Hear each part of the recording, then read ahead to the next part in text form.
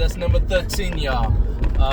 Do not sleep on Chicks Tape 1. For those who really don't know, at this point, if you really are a 2000s lover, you need to check out Chicks Tape 1. I don't want to hear it, especially all you motherfuckers that be talking about me being biased about Chicks Tape 2 because it's strictly the 90s and all that.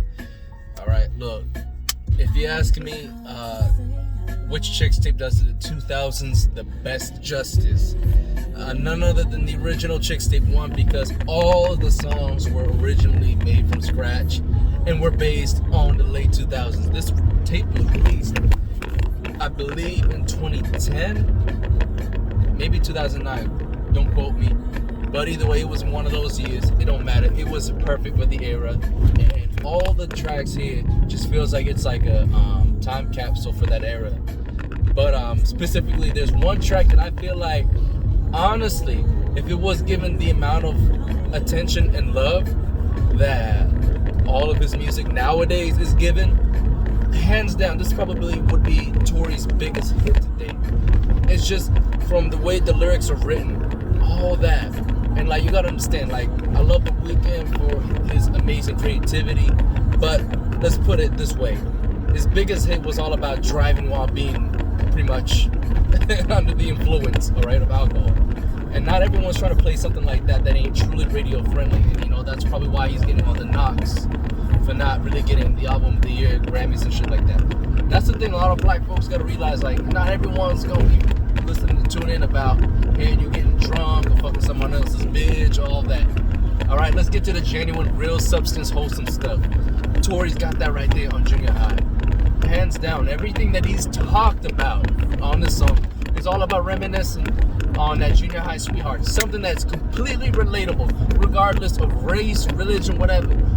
If you would do, there was a girl that you was crushing on that you might have had a special relationship with back in junior high. Vice versa, if you were a girl, you probably remember that one dude that you really liked. Listen, this is where in our adolescence years where we first really discover our crushes, our feelings, and all that for the most part. And when it comes to discovering, I'm talking about like being open about it, not just being in a closet and keeping it to yourself. I'm talking about being open and honest. You know, there's gonna be some people that's gonna open it up early. I'm one of them. But either way, like that junior high thing, that's a huge relatable thing. Everyone in their teenage years is gonna tell you, oh yeah, I had a junior high sweetheart. At one point there was a girl that they liked, or for the girls it was one dude that they liked. It don't matter, alright? Simple as that. This is a relatable feeling. Tory, I mean, what a great job. Lyrically, wonderful performance, how he wrote this track. The piano melody is amazing. It's such a simple track, does so much. And do not get me started on the performance. Easily, I will tell you, his top 3 vocal performance. You cannot tell me otherwise. Girl, I'm just calling your phone to say hello. You know, the way he did the hook. Did you not hear the melodies? Girl, I'm just calling your phone to say. I can't right now. My voice is fucked up. I've been doing a lot of talking shit. But on a good day, I can show you how he did the note. That's what I'm talking about. Smooth and silky. Like, this is what he first, really, I want to say, started really twerking with his voice to where, or tweaking with it, to where he got it to come out really dope. And he would eventually hear a refined version of this vocal, or this form of his vocal on Conflicts of My Soul going forward. You know what I mean? Before he started sounding really kind of dry and scratchy. You know what I mean? But he's getting back to the basics. If y'all think I'm not really talking that real shit, Lady of Neptune, I heard that track.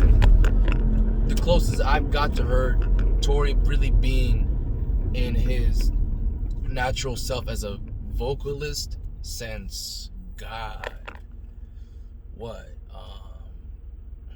I wouldn't even, not even Chicks Tape 4 or New Toronto 2. I'm talking about like all the way back before that. Probably I Told You.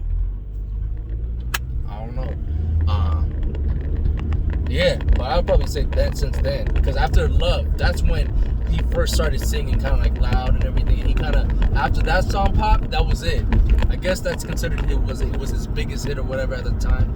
Even though I felt like poor marketing only led 2 singles being released instead of like 5 singles, if you ask me.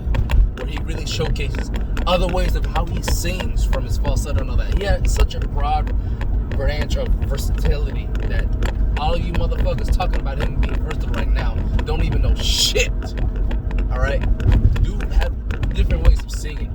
And all of a sudden, the way he sang on Love was what people loved. So he's like, fuck it, I'm gonna just start singing like that. And he's been doing that ever since. Just pretty much one trick pony. And it gets annoying. It's like, dog, you forget where your bread and butter is at. It's where you keep your vocals smooth and silky. Junior High is one of those songs, for the first time you really feel that. Don't get me wrong, there's joints earlier than too on Swavey and all that. Don't get me wrong. Yeah, Swavey came out before Chicks Tape 1. I believe so. No, the other way around. My apologies. But either way, but this is where like you first really get to hear Tory as a true vocal singer. Because most of the time, before he got the Chicks Tape 1, I believe he was rapping. I mean, I did cover his the damn discography. Let me just point that out in the Vibing Out series, so you can check that out.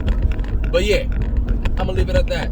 Smooth, silky, especially on the hook, and best of all, I'm talking about grade A, Grammy nomination worthy songwriting.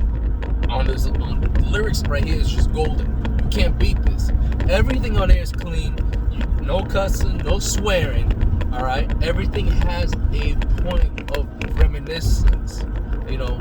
And this is like a strong topic to touch when it comes to R&B, when you're trying to reminisce on past love.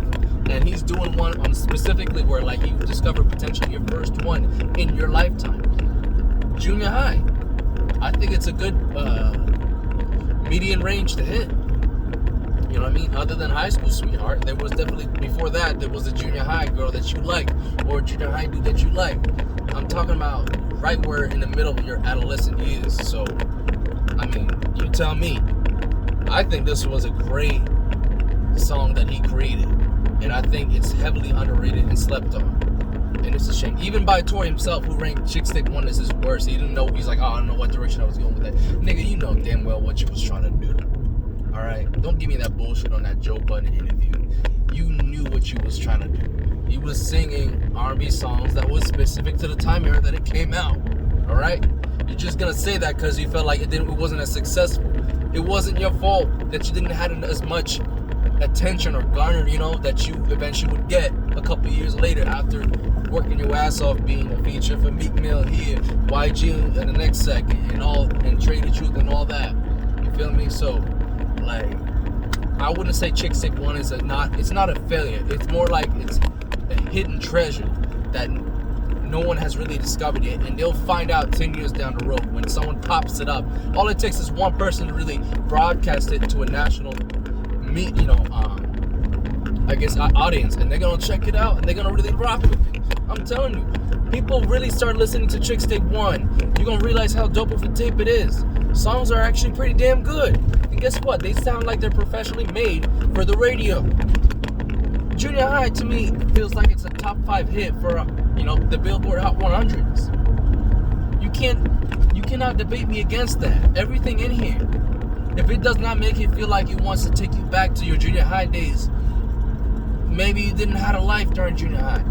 But even anybody who had someone that they thought about during junior high. That's all I'm gonna leave it at. Anyways, this is your boy True Blue signing out. Hopefully you guys enjoyed this. I'm pretty sure some of y'all are shocked. If you are, then I guess you were not watching my Vibing Out series when I covered Chicks Tape 1, because I definitely spoke highly about this track. And yeah, some of y'all are gonna be mad about the fact that I have this over other songs that you probably like. But like I said, this is my list, so it is what it is. And all I'm gonna tell you is that if you really don't think it deserves to be in my top 15 or the top 15 in general, maybe you should listen to the track with a special someone, maybe someone that you had a thing with or had a series going on during junior high, and see what happens there. See if spark starts to fly once more. And if it does, you got me to thank. That's all I gotta say. I will see you in the next 24 hours when I roll out with number 12, or in español, número 12. Hasta luego, amigos.